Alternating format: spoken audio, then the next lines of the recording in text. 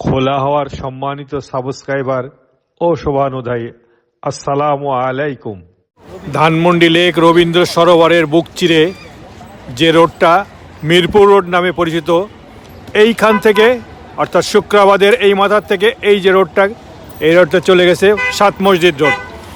ঠিক এই রোডের শুক্রাবাদের মাথায় দুইটা বাড়ির পরে ঐতিহ্যবাহী, কেউ বলেন গণতন্ত্রের সূতিকাগার, কেউ বলেন মুক্তি সংগ্রামের আতুরঘর, আবার কেউ বলছেন পাপী জালিম ফ্যাসিবাদ ফ্যাসিস্ট তাবেদার স্বাধীনতা বিরোধীর আতুরঘর।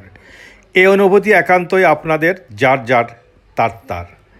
আমরা আজ পয়লা ফাল্গুন, শুক্রবার সকাল 9টা, 14 ফেব্রুয়ারি 2025। এতদিন পরেও, বিশেষ করে মাত্র কয়দিন আগে এই ফেব্রুয়ারিতে সর্বশেষ যে ধ্বংসলীলা, ধ্বংসযজ্ঞ চলেছে, তারই খণ্ডাংশ আপনাদেরকে দেখানোর জন্যে সরাসরি আমি আপনাদেরকে এখানে নিয়ে এসেছি। আপনারা এটা দেখতে থাকুন, অনুভব করুন এবং এইখানকার মানুষের অভিব্যক্তি, অনুভূতি জানার চেষ্টা করি, আপনারাও তা বোঝার চেষ্টা করুন। এখানে লেখা, এখান থেকে আগামীতে যারা শিক্ষা না নেবে তাদের পরিণতি এমন হবে।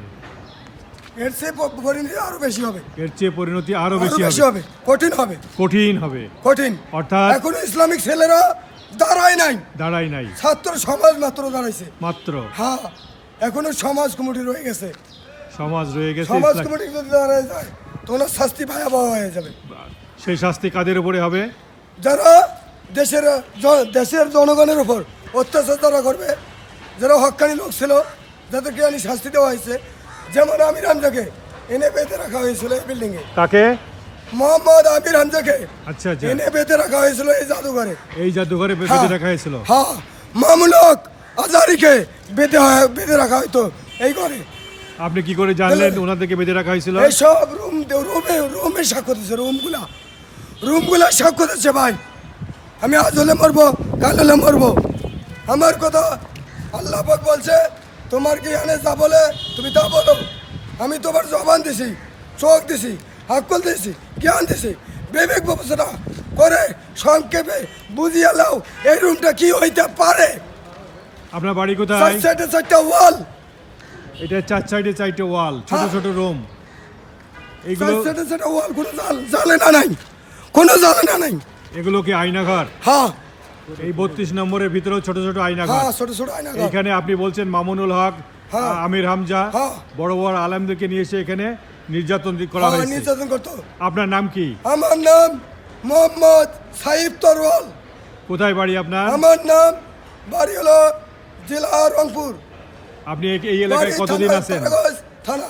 এই এলাকায় কতদিন আছেন? এই এলাকায় না, পুরা ঢাকা আমি ঘুরি। আমি একজন মুসাফির লোক।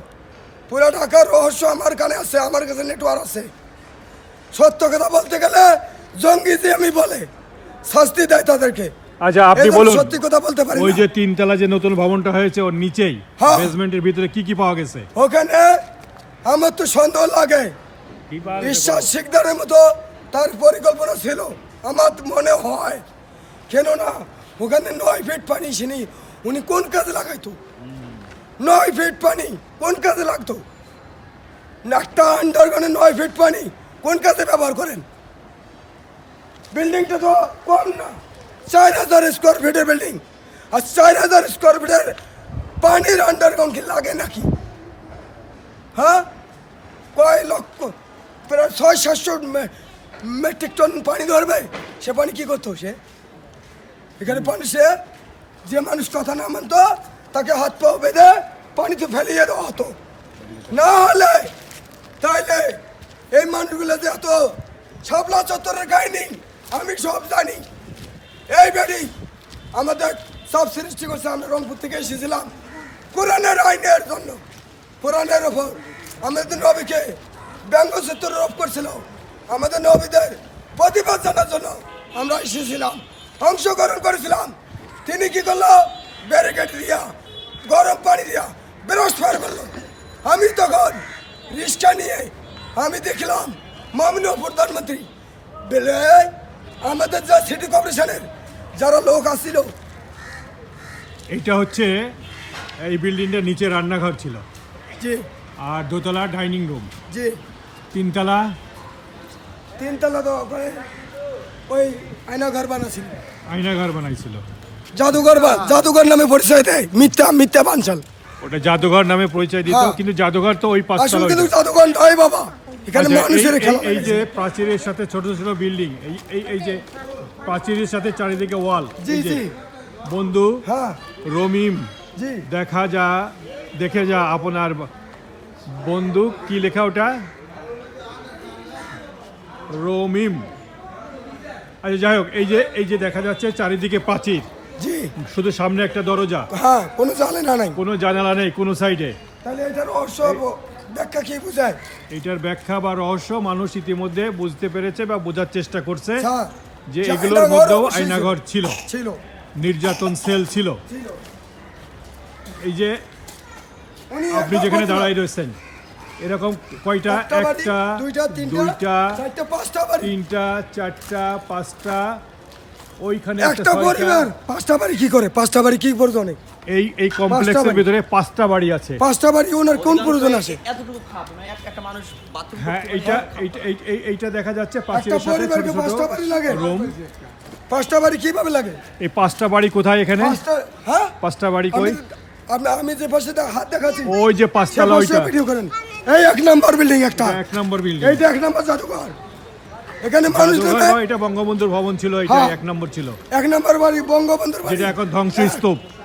2 নম্বর, দুই নম্বর ওইটা যেটা- চারটা, চারপাশে ওয়াল ফিরেছে। এইটা এই যে 5তলাটা, এটা হচ্ছে 2 নম্বর বিল্ডিং। এটা সামনে আরেকটা, চারপাশে ওয়াল, চারপাশে ওয়াল। ওটা এটা চারপাশে ওয়াল, কোনো কোনো জানালা জানালা নাই। নাই, মানুষকে বন্দি করে রাখা হয়তো। এটা জাদুঘর এই 2 নম্বর, নামে পরিচিত। এই 3 নম্বর বাড়ি। ওই একটা নতুন বাংলাদেশ হচ্ছে না কেন দল বা গণ বাথরুম, যেটা ওই জাদুঘরের সামনে, এটা এখন মানুষের শৌচাগার, যার সামনে মানুষ লিখে দিয়েছে গণ বাথরুম। দেখুন লেখা আছে গণ বাথরুম, গণ বাথরুম। গণ বাথরুম। এটা আবু জাহেল বাথরুম নামে পরিচয় হবে। এটা এখন আবু আবু জাহেল জাহেল বাথরুম বাথরুম নামে নামে। পরিচিত হবে। আবু জাহেল আজকে বাথরুম গেল নামে। 1টা 2টা 3টা, তিনটা, এই একটা 4টা, আর ওই চারটা। যে নতুন ওই 3তলা নতুন ভবন একটা, পাঁচটা। 5টা, আরে আর এখানে এটা অনেকগুলো ছোট 3 সেট সহ 6টা বাড়ি। 6টা বাড়ি, 3 সেট তিন সেট সহ। সহ। আর এই প্রাচীরের সাথে ছোট ছোট অনেকগুলো আয়নাঘর নামে পরিচিত, এখন যা মানুষ বলছে তারই অংশ বিশেষ ধ্বংসস্তূপে পড়ে আছে। এই তো হ্যাঁ, দেলোয়ার হোসেন সাইদি সাহেব বলে গেছে 12 কোটি গাছের গোড়া শিকড় যখন লড়াবে, তখন তুমি বঙ্গবন্ধুর মেয়ে বেলা পরিচয় কেউ দেবে না, তুমি পলানোর জায়গাও পাইবে না, তুমি অন্দরের গর্ত খুঁজে পাইতে না। তো সাইদি সাহেবের গর্তোয়া এবং অভিশাপ লেখছে। দিনাদেশের সাইদি সাহেবকে মারছে, এই সাইদি সাহেবকে, মামুনুল হককে বেঁধে রাখা হয়েছিল। তোমার বাড়ি কোথায় বাবা? কেন? নোয়াখালী। ওনাকে কেন তুমি কি এটা দেখতে আসলে? না, আমি আমি কি মুসলমান? এখানেই থাকো? যেদিন এটা ভাঙা হয়, পুরানো হয়, সেদিন তুমি ছিলে? আপনি কোথাতে আপনি কোথাতে দেখতে এসছেন? আমি আমাকে নিকু থাকি মিরপুরতে শুধু দেখার জন্য এখানে এসছেন? দেখতে আইছি আল্লাহ আমাদের এই না আইলে সমস্যা হলো এই যে আমরা যখন থাপলা চত্বরে গাইনি, তখন উনি কোথায় সামনে ছিলেন? বারবার পলাইছে তার মানে বোঝা যাচ্ছে উনি খাইছে। ওনার কথার পয়েন্টে বলো। এখনো এই ধ্বংসস্তূপের খণ্ডাংশ, রড, ইট মানুষ তার দৈনন্দিন আহারের জন্য নেওয়ার চেষ্টা করছে। আপনার নাম কি ভাই? হ্যালো, হ্যাঁ, জাহাঙ্গীর। তো আপনি কখন থেকে শুরু করছেন এই রড নেওয়া? এই হবে আইলেন তো কয় কেজি পারবেন এরকম নিতে সারাদিনে? কইতে পারেন না তো ঠিক আছে, চেষ্টা করুন। শেখ হাসিনা বা শেখ মুজিবুর রহমানের ধ্বংসস্তূপ যে বাড়ি, তার এক্সটেনশন এই যে বিল্ডিংটা দেখছেন, এর নিচে আরও 3 তলা। এই যে ছেলেটা রড হাতে দাঁড়িয়ে আছে, তোমার নাম কি বাবা? সালাউদ্দিন। সালাউদ্দিন। তো এই রড এগুলো নিয়ে যে তোমরা পুরানো দোকানে বেচছো নাকি? জি, আর কি করা, যেভাবেই হোক মানুষ তার আহার এবং রুজির জন্য তো একটা কিছু ধরে নেবেই। এই বাড়িটা 3 তলা বললে তুমি, এর নিচে কি আছে এর নিচে পানির ট্যাঙ্কি আছে। পানির ট্যাঙ্কি, তার নিচে আর কি আছে? তার নিচে পর্যন্ত আর যাওয়া যায় না, যাওয়ার কোনো রাস্তা নেই। যাওয়ার রাস্তা নাই। না, কেউ কেউ বলছে এর নিচে আয়নাঘর বা মানুষের বিভিন্ন ব্যবহার সামগ্রী বা লাশের কোনো অংশ বা হাড় এরকম কিছু আছে কি? এরকম অনেক কিছুই পাওয়া গেছে। মহিলা কাপড় চোপড় পাওয়া গেছে, ভেন্টি ব্যাগ পাওয়া গেছে, মোবাইলের অনেক রকমের কেসিন, মোবাইল, নষ্ট মোবাইল পাওয়া গেছে। এরকম অনেক কিছুই পাওয়া গেছে। এরা প্রত্যক্ষদর্শী, মহিলাদের ভ্যানিটি ব্যাগ এবং আরও অন্যান্য সামগ্রী। তো এই যে বিল্ডিংটা, কৌতূহলী মানুষ দেখে এখন সেখান থেকে বেরোচ্ছে। আমি আপনাদেরকে সেইখানে নিয়ে যাওয়ার চেষ্টা করব, যতটুকু সম্ভব দেখানোর। আপনারা দেখতে থাকুন। এইটার আরও নিচে 2 তলা, অনেকেই যা বলছেন। আমি আপনাদেরকে সেইটার নিচতলায় অনেকখানি এসেছি। বেসমেন্টের ভিতরে এই যে নোংরা পানিগুলো এখনও জমে আছে, এর নিচে আরও আছে।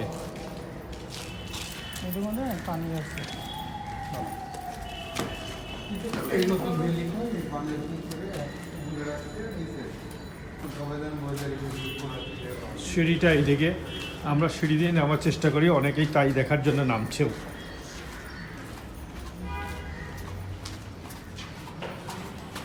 অন্ধকার ঘুটঘুটে।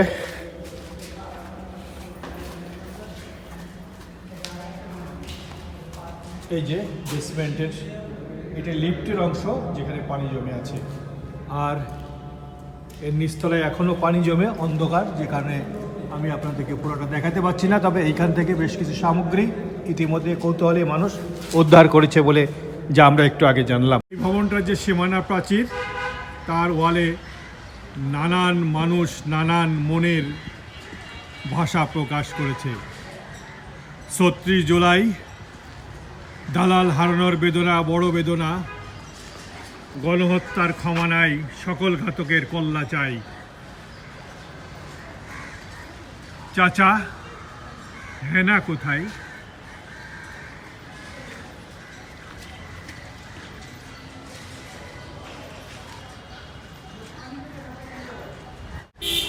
গণরোষ, জনরোষ আর স্বৈরাচারের নিপাতে যে অগ্রণী ভূমিকা এদেশের মানুষ রেখেছে, যে স্বৈরাচারের ধ্বংসলীলা এখন শুধু ধ্বংসস্তূপ হয়ে দাঁড়িয়ে আছে। এই যে ৩২ নম্বরের শেখ হাসিনা শেখ মুজিবুর রহমানের যে মূল বাড়ি, সেই বাড়িটা এই যে দেখতে পাচ্ছেন 3 তলা, যার প্রায় অংশই ধ্বংসস্তূপে পরিণত হয়েছে। এই যে 3 তলার কিছু অংশ এখনও ধ্বংসস্তূপের স্মৃতি হিসেবে দাঁড়িয়ে আছে। বেদনা বিধুর ভবনের এই ধ্বংসস্তূপ দেখার জন্য।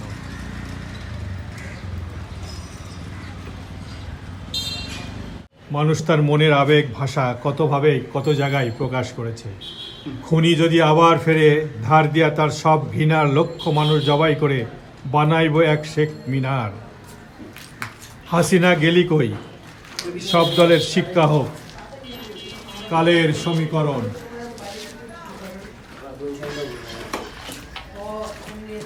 এখানে একজন লিখেছে, বিএনপি তুমি শিক্ষা নাও।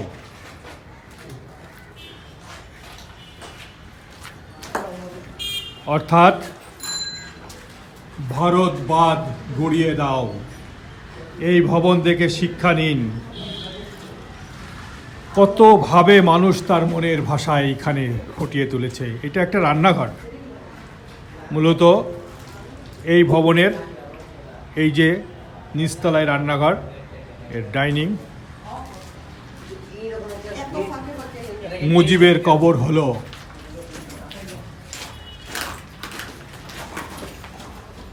Boycott India. প্রিয় শুভানুধ্যায়ী, স্মৃতিবহ, বেদনা বিধুর বা ধ্বংসস্তূপ যে নামেই ডাকুন, এই বাড়িকে কেন্দ্র করে কয়েক স্তরের নিরাপত্তা মাত্র কিছুদিন আগেও যখন বিদ্যমান ছিল, এখন সেই ভবনটি অনেকটাই ধ্বংসস্তূপ। সময় এবং পরিস্থিতি কখন কার কি আসবে সে মহান আল্লাহই জানেন। আমি যে এই ভবনটার মধ্যে হাঁটছি, এই যে ড্রেন মতো এইটা পার হতে পারবো কিনা সেটাও আল্লাহ ভালো জানে। কিন্তু এই দুনিয়াতে আমরা সব কিছু ক্ষমতা, টাকার মোহে, দাপটে ভুলে যাই মানুষের প্রতি মানুষের মমত্ববোধ, মনুষ্যত্ব। সুপ্রিয় শোভানুধ্যায়ী, খোলা হাওয়া আগেও বলেছি, আপনারা নিজেরাও অনেকখানি অনুভব করেছেন, দেখছেন, এটি শিক্ষামূলক চ্যানেল। আমরা আপনাদেরকে দেশ এবং বিদেশের নানান অজানা শিক্ষামূলক বিষয় তুলে আনার চেষ্টা করি। আজ যারা প্রথম আমাদের এই ভিডিওটি দেখছেন, আমাদের এই চ্যানেলটি সাবস্ক্রাইব করে আপনার মূল্যবান সমালোচনা, মতামত দিয়ে, আপনার প্রিয়জনদেরকে শেয়ার দিয়ে চ্যানেলটি সাবস্ক্রাইব করে এবং করিয়ে আমাদেরকে বাধিত করবেন।